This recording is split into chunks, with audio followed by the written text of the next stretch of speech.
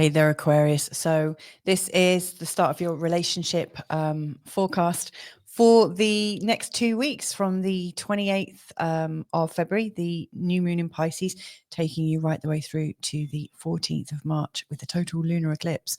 So what I'm going to be looking at here is the following 4 things, really: romantic partnerships and intimacy. So, sexual vulnerability, loving connections, getting your needs met, and so on and so forth. Also friendships and social circles, and also family dynamics. These are all, to do with your relationships and connections. So you might have seen this before with the overall Aquarius forecast for this period. First thing that I guess I want to focus on is your 7th house, which is very much about partners. The 5th, which has a lot to do with intimacy and what lights us up. The 8th also has a bit to do with lovemaking, and also the sort of psychological commitment that we have to each other. And also look at the relationship of Venus right now. What's she doing? Because obviously Venus has a lot to do with love and connection. So your ruler then, your natal ruler, is Saturn and also Aquarius. So I'm really interested by the fact that in this period from the new moon to the full moon, Venus is actually going to be coming back towards Saturn. That's what she's working back towards. So, that to me is an indication that we're coming into a deeper sense of connectedness. However, the sun, being the ruler of your 7th house, is also making a journey towards Saturn. And during this time, the sun in a conjunction with Saturn, that is coming in. So that's 2 really, really good, I think, examples of energies that are here to bring in a more solid sense of commitment. It's really trying to help you live in a committed and calm and respectful way. So I love those. Impacts. Now, the ruler of your 8th house, which has to do with sexual endeavors, and also some of the psychological baggage between you and partners. Mercury, that's the ruler, is already in a conjunction with Saturn. So again, there's this feeling of a psychological connection within your relationships. Now, obviously, if you're single and you're wanting to find somebody, I will comment about that as well. This, I think, is a really good time that you could meet somebody for sure. But I just want to explore this from the premise that all of your sort of intimate relationships are actually really primed right now to understand each other at a psychological level. So that's amazing. You've got Venus coming towards Saturn, the sun coming towards Saturn, and Mercury in a conjunction with Saturn right now. Saturn doesn't tend to be completely celebrated astrologically. A lot of people are like, oh, bar humbug, Saturn's such a pain in the butt. But I can see the benefit here. Saturn, I think, does show up in synastry charts, in particular with people that are in long and committed relationships. It is important because Saturn forms bonds and structures. So, there is something structural going on right now to help you achieve some greater levels of intimacy. Now, obviously, your other ruler would be Uranus. Now, Uranus doesn't appear to be doing much because obviously Uranus moves very, very slowly. However, we do already know that Uranus is going to be going into Gemini later on this year on the 7th of July, and he's going to dip his toe in. He'll be there for a short while, and then he's going to be later on this year coming back. So I do think things are going to be, the pace is going to step up quite exponentially. Like Uranus coming into the 5th could really liberate you in terms of your sexual energies, your sexual freedom, your sense of possibility. It could really loosen up your ideas and create a need for greater freedom within friendships and relationships. But also, especially if you're single, it might attract you to more creative and freeing structures of relationships. So there's definitely something unusual in the sort of coming up. To me, it feels like there is something unusual that you're coming into, maybe not quite just yet, but there is the sense that you are wanting a lot more sort of sexual independence, or a sense of something a bit more exciting, a bit more enlivening, I think is possibly the word. So yeah, that all looks pretty good. What I will just do is pace through this with the moon. So it would be very interesting to see when the moon is, coming into its tail end of being in Taurus. And of course, that would be around later on in the day on the 4th of March and coming into the 5th of March. Between the 4th and 5th and coming into the 6th, I think this is actually quite an exciting time, because the moon is going to stimulate your emotions and give you a sort of a craving for something a little bit unusual, a little bit more spontaneous, and a little bit more higher consciousness.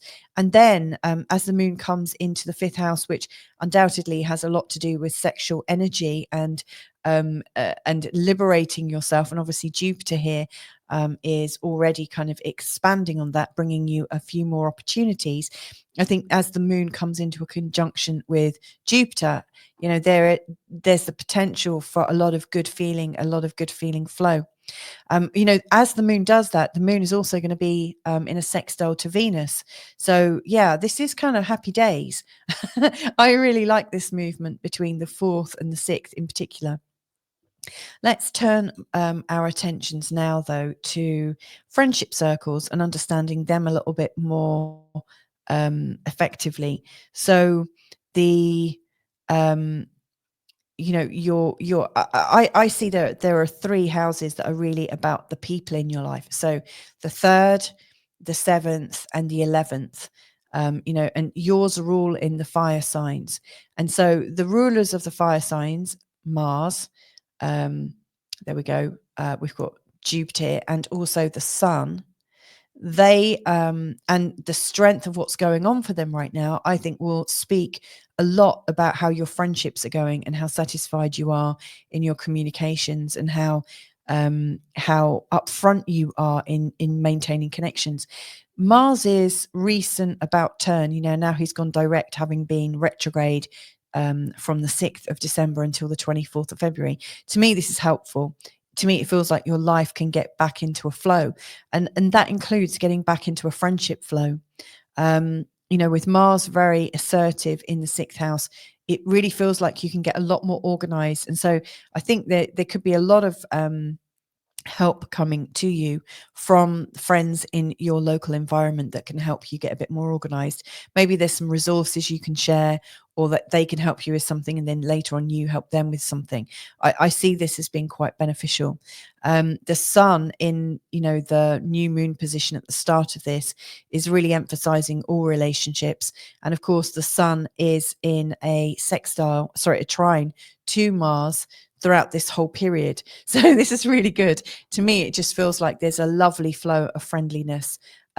Given that Mercury and Venus are also coming into a conjunction on the 11th of March. But to be fair, they're already traveling in the direction of each other. They're already moving towards each other this whole time.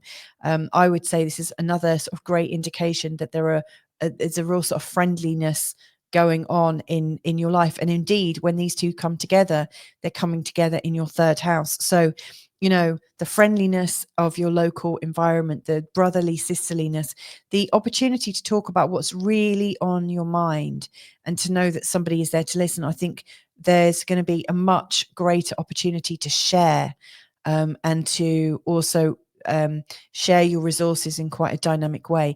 There are lots of possibilities that haven't been explored yet. That just leaves us really with Jupiter.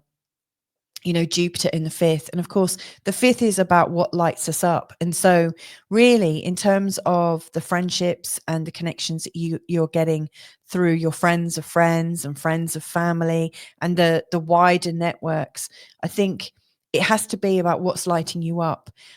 Always go with that as your premise. if someone's not lighting you up at the moment, here's what I'm going to say. If someone's not really lighting you up at the moment, it's time to work out if they really are for your life, or just to be parked for the moment. I think it's really important, especially while Jupiter's here. And of course, as Uranus gets closer to this point, you really do need to be in your full authenticity. I don't think it's time for you to hold on to friendships that are holding you back from expressing your deepest level of joy. So it's worth bearing that in mind. Maybe start, and this is, I think, part of the Venus retrograde energy. Venus retrograde is like the magical sorting hat from Hogwarts.